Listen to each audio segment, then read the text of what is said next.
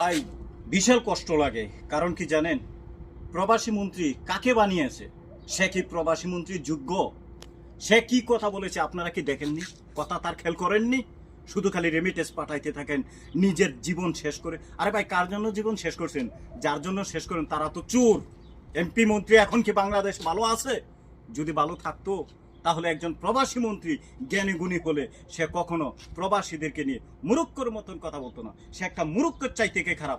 তাকে যদি আমরা কাছে একবার পেতাম তাহলে বুঝাইতাম, বেড়া কত দানে কত চাইল হয়, তুই একটা মরুভূমিতে যায় কাজ কইরা দেখ কতটা কষ্ট হয়, রেমিটেন্স পাঠাইতে হয় বাংলাদেশে। আর সেই রেমিটেন্স খেয়ে তুই আজকে প্রবাসীদের সাথে করে বেইমানি।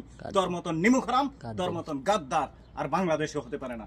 তোকে কে বানাইয়েছে মন্ত্রী? বেড়া তুই কেন মন্ত্রী হয়েছিস? তুই বেটা বাঙ্গা করে থাকতি, বাঙ্গা করে খেতি, তুই ছিলি ভালো। যখন তুই সাধারণত মানুষের মাইর খাস তখন তোকে শ্রমিকরা গিয়ে বাসা। আর যেই মানুষের রক্তে পাড়া দিয়ে চেয়ারে গদিতে বসে আজকে প্রবাসীদেরকে নিয়ে তুই মিথ্যা প্রচার করস, তোর মতন গাদ্দার ক্ষমতায় থাকতেই পারে না।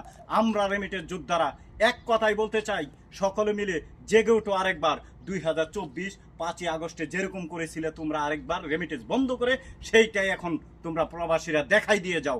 যদি তোমরা বাপের বেটা হয়ে রেমিটেন্স পাঠাও দেশে, তাহলে তোমরা সেই কাজটাই করো।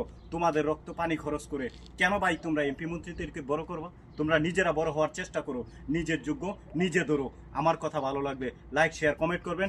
কন্টেন্ট ভিউয়ারদেরকে বলে দেই সকলে দেখার সুযোগ করে দেবেন যেন নিচে থেকে উপর মন্ত্রীতে যা।